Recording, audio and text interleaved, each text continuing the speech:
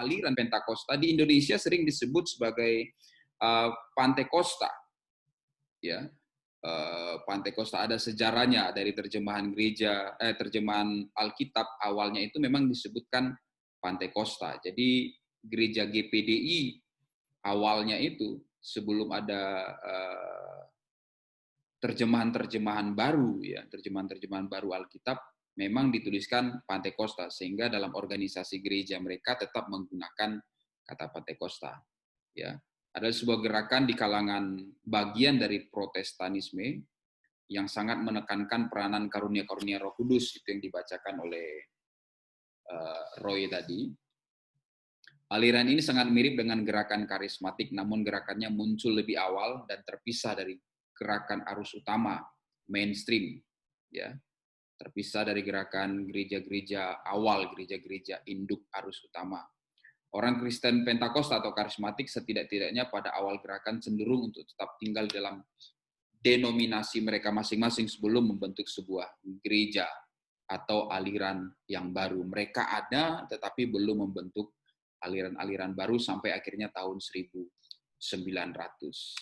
Nah, kemudian istilah Pentakosta atau sering salah eja disebut Pantekosta dari bahasa Yunani, Pentekoste, yang berarti 50. Ya. Pada hari ini orang-orang Yahudi datang dari segala penjuru dunia ke Yerusalem untuk merayakan festival Panen Raya, adalah hari raya Kristiani yang memperingati peristiwa dicurahkannya Roh Kudus kepada para rasul di Yerusalem. Kalau kita baca dalam Kisah Para Rasul pasal yang kedua, ayat yang pertama, Kisah Para Rasul pasal yang kedua, ayat yang pertama, di situ dikatakan, ketika tiba hari Pentakosta, semua orang percaya berkumpul di satu tempat. Ternyata dikatakan ketika tiba hari Pentakosta, ternyata hari Pentakosta ini, hari peringatan atau hari raya Pentakosta ini sudah ada sejak dahulu.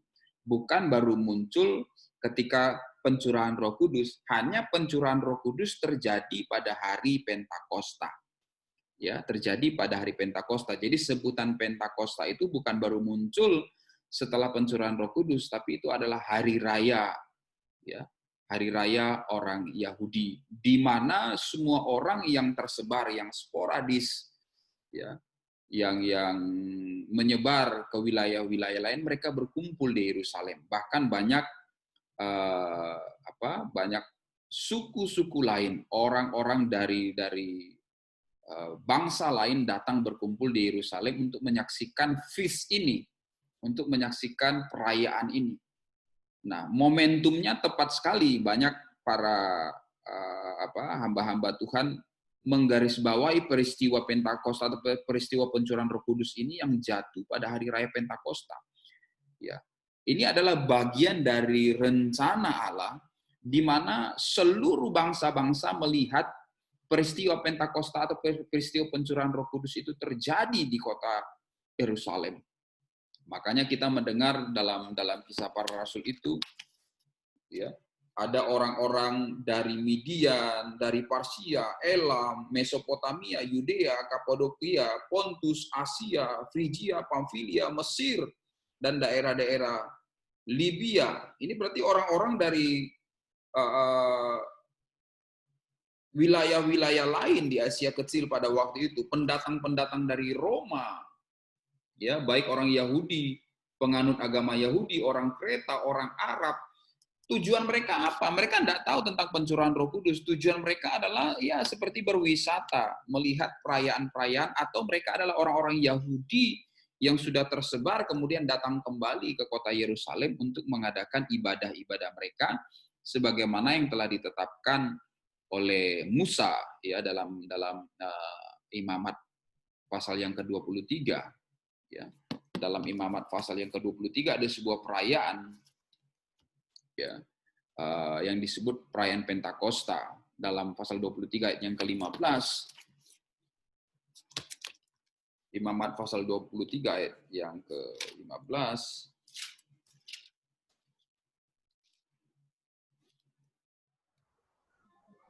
oke, saya lanjutkan. Oh Tuhan Yesus. Nah, sudah terdengar? Sudah, Pak. Sudah, Pak. Saya lanjutkan. Gambar saya nampak nggak di situ? Semangat. Jelas, Pak. Nampak, Jelas. Pak. Ganteng, Pak. Ganteng, Pak. Suara kalian nggak terdengar, apapun yang terjadi di balik layar kalian lah yang tahu ya. Ya, gitulah situasinya. Ya. Nah, saudara kasih Tuhan, kenapa pencurahan Roh Kudus terjadi pada hari raya Pentakosta? Dalam Kisah Para Rasul pasal kedua ayat yang pertama itu dikatakan ketika tiba hari Pentakosta. Jadi Pentakosta itu bukan baru ada di Kisah Para Rasul pasal yang pertama yang ke-8, bukan. Hari raya Pentakosta ini sudah ada sejak zaman imamat, sudah ada sejak zaman lampau. Apa yang mereka lakukan orang-orang Yahudi, mereka biasa melakukan sebuah perayaan besar pada hari raya Pentakosta ini. Ya, mereka dari berbagai negara datang, bahkan orang-orang non-Yahudi yang mengetahui feast atau perayaan besar ini, festival besar ini, mereka pun datang ke kota Yerusalem. Dan momentum di mana segala bangsa datang ke Yerusalem, saat itulah Roh Kudus dicurahkan. Puah. Kan murid-murid tidak tahu kapan Roh Kudus dicurahkan. Mereka hanya diminta untuk menunggu berapa hari, tidak ada yang tahu.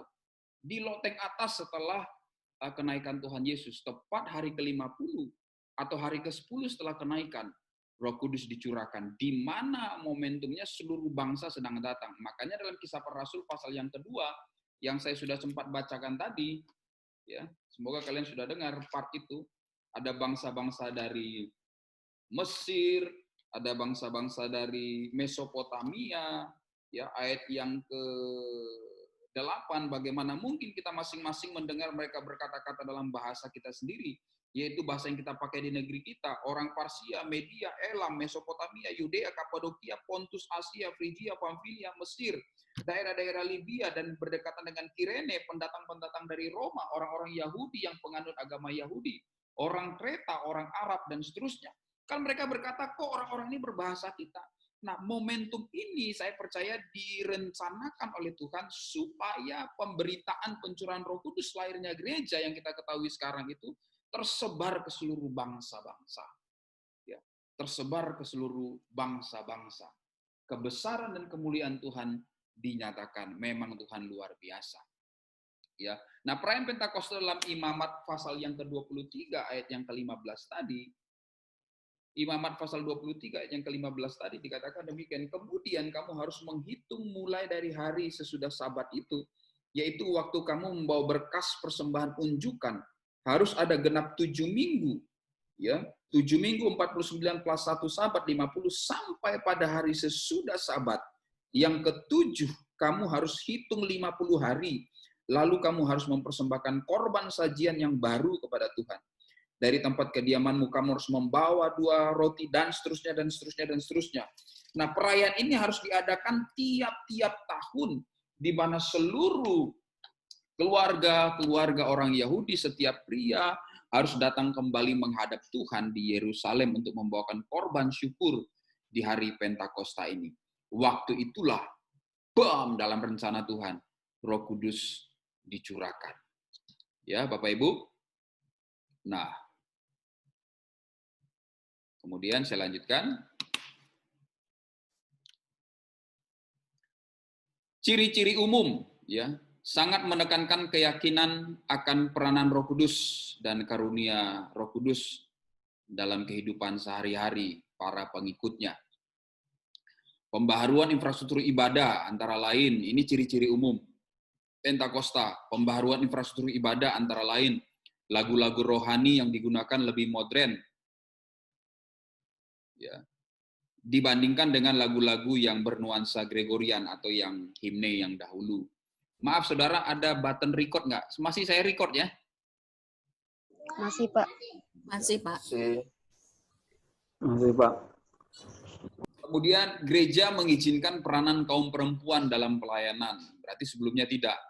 Ya. Kemudian desakralisasi hubungan antara imam dan jemaat yang lebih ditekankan pada nilai kekeluargaan. Jadi dahulunya ini imam dan para jemaat itu sama sekali seperti surga neraka.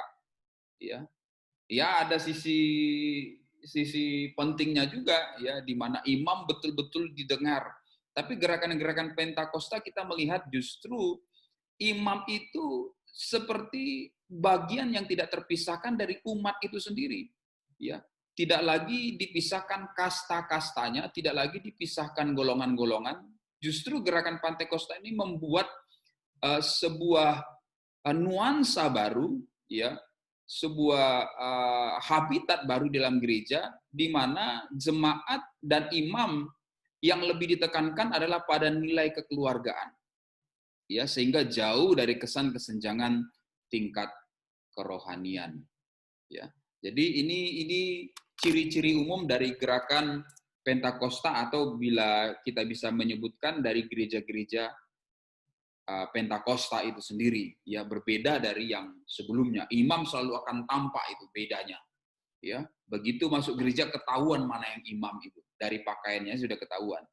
Ya, nah, ciri-ciri umum Pentakosta hampir tidak terlihat, ya, hampir tidak terlihat mana yang imam. Saya pernah diundang di salah satu gereja suku untuk melayani firman Tuhan. Saya kasih Tuhan, sejak awal ibadah, ya, saya sudah datang sebelum ibadah itu dimulai. Ya. Tapi ya orang Pentakosta menggunakan jas, saya tunggu-tunggu, ya, kok belum ada orang, ya. Yang menyapa juga tidak ada, saya tunggu, saya duduk di belakang, saya kembali ke gerbang gereja, sampai akhirnya satu persatu jemaat, ya, datang. Saya pikir nanti bakalan ada penatua yang menanyakan. Sampai akhirnya ibadah itu dimulai, saudara. Ya, orang-orang berpakaiannya kan tentu mirip dengan kita. Kita pakai jas, mereka juga pakai jas. Ya. Ada yang pakai jas, ada yang pakai batik, saudara. Nah, sampai akhirnya hampir sekitar lagu kedua baru saya diajak, ya. Mungkin mereka mencari-cari, diajak ke belakang, ya. Baru saudara tahu, oh, haleluya, ternyata hamba Tuhannya ini. Mungkin waktu datang nggak mirip hamba Tuhannya, karena pakaiannya sama saja, tidak berbeda, saudara. Apalagi kalau wajah tentu tidak dikenal, kita orang undangan, saudara. Nah, saya kasih Tuhan, tapi kalau kita bukan dari aliran Pentakosta, kita sudah membawa toga kita sendiri. Begitu kita pakai, orang langsung tahu, oh, ini imam. Ini pasti imam. Ini pasti yang akan melayani hari ini, akan segera dituntun oleh mereka. Dan tanpa kesulitan. Nah, kalau kita tidak proaktif waktu itu, kalau saya tidak proaktif menanyakan pada waktu itu, mungkin saudara tidak jadi melayani. Meskipun saya sudah ada di situ. Ya, karena tidak ada ciri khas khusus dari keimaman itu dalam bentuk form luarnya atau pakaian luarnya. Meskipun belakangan kita lihat beberapa gereja Pentakosta mengenakan atribut-atribut khusus, seperti ada selendang khusus pendeta, ya, itu sah-sah saja, itu enggak apa-apa. Tapi yang saya sampaikan adalah yang secara umum pada dasarnya Pentakosta itu membuat sebuah iklim baru, membuat sebuah habitat baru, ciri khas khusus, ya, tidak menekankan kepada perbedaan tingkat golongan atau kasta imam dan jemaat, tapi seperti bagian dari keluarga. Melihat jemaat bukan kasta awam, tapi melihat jemaat bagian dari keluarga. Ya, kita hadir di tengah-tengah, bahkan sekarang kita lihat lebih ekstrim lagi. Ya, antara mau ke mall atau mau khotbah, beda-beda tipis, tak tahu mana nih yang pakaian khotbah dan pakaian ke mall. Ya, kalau kita lihat Pak Lindon khotbah pakai jeans, kan kita jarang, Pak. Ya, enggak Pak Lindon ya? Belum, Pak. Belum ya? Belum. Bentar lagi berarti ya. Haleluya. Nah, itu ciri umum dari gereja-gereja Pentakosta.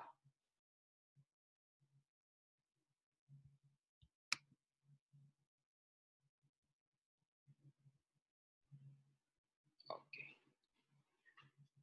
Nah, saudara kasih Tuhan, kemudian kita melihat Pentakostalisme, peristiwa-peristiwanya. Ada 3 kelompok lah ya, kita sebut kemudian mid atau pada saat terjadi, kemudian pasca pencurahan Roh Kudus.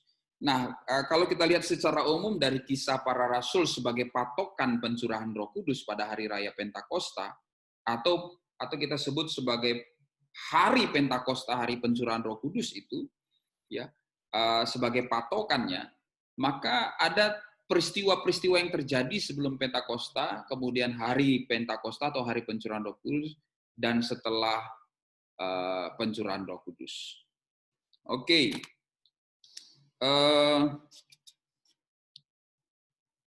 Dewi Sartika, ya, yang sempat jadi host, Iya, coba Pak. sebutkan peristiwa-peristiwa yang terjadi sebelum Pentakosta yang kamu ketahui.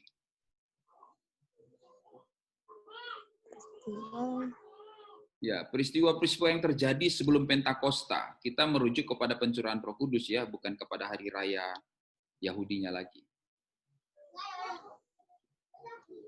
Apa ya? Apa yang terjadi sebelum Pentakosta itu? Sebelum api dari langit itu turun. Kalau menurut saya sih, Pak, sebelum pencurahan Roh Kudus itu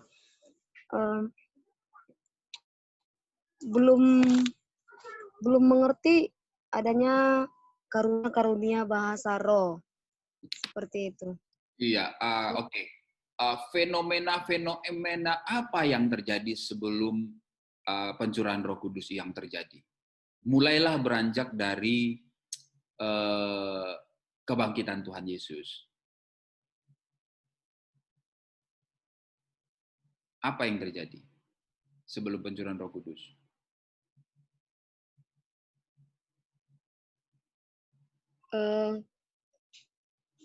Murid-murid pada waktu itu sebelum Roh Kudus dicurahkan, murid-murid Tuhan Yesus kan itu mengalami kesedihan karena Tuhan Yesus naik ke surga. Seperti itu, Pak. Jadi mungkin kalau menurut saya fenomena yang terjadi pada waktu itu mereka mengalami ketakutan karena murid-murid pada waktu itu merasa ditinggalkan oleh Tuhan Yesus. Ya, baik, puji Tuhan. Terima kasih, Dewi. Helda, apa yang kamu ketahui peristiwa-peristiwa yang terjadi sebelum pencurahan Roh Kudus atau Pentakosta? Menurut saya, Pak, setelah Yesus dibangkitkan, sebelum pencurahan Roh Kudus, murid-murid Tuhan Yesus mengalami kegoncangan iman pada saat itu.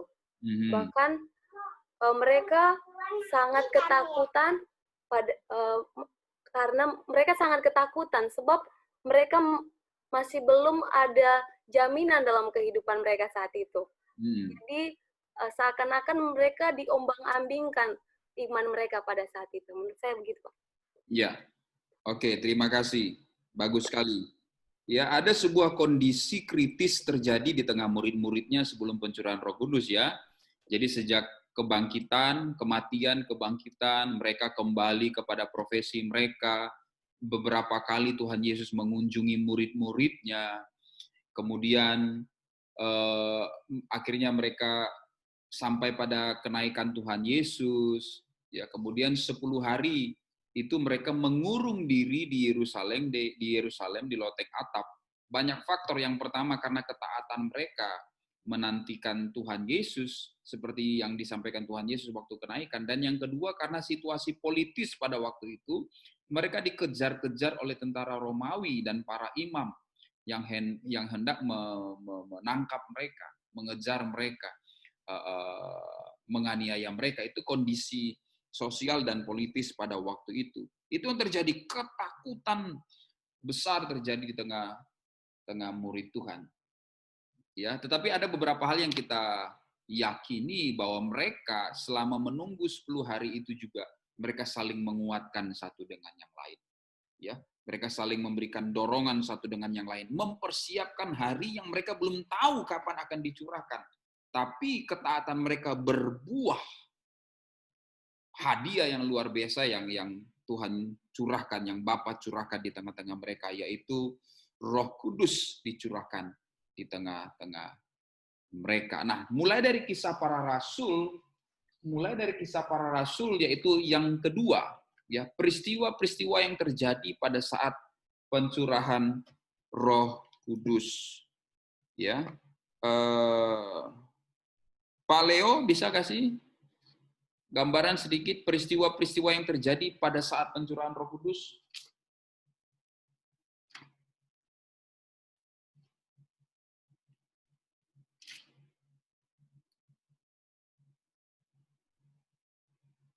Pak Leo?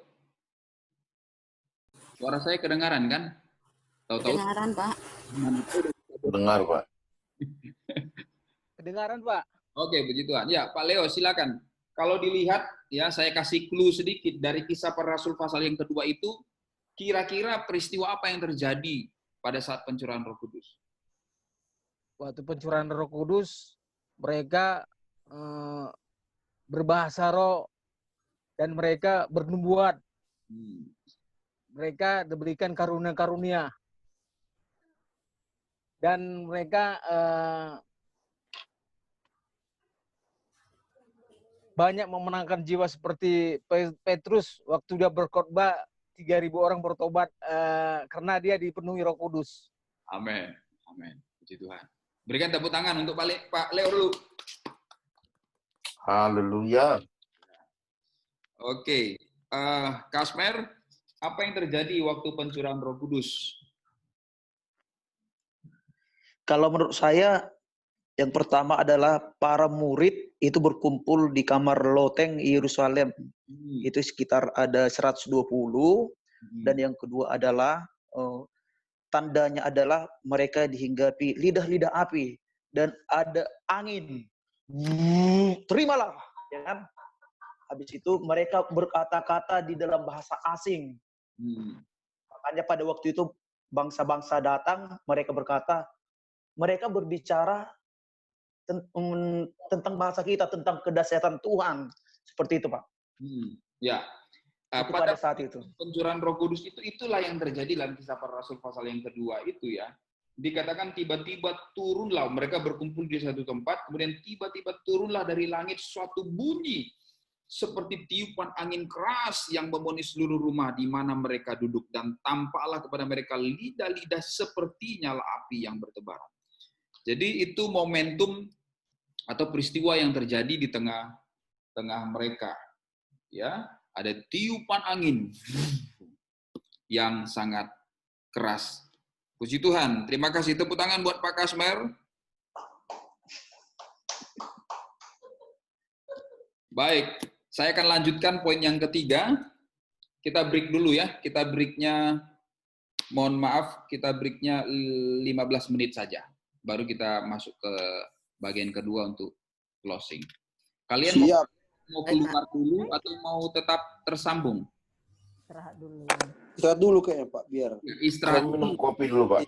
tetap tersambung atau kalian putus untuk hemat? Live aja, Pak. Live aja. Sambung aja, Pak. Sambung, Pak. Oh, yang mau live silakan live, yang mau sambung silakan sambung ya. Oke.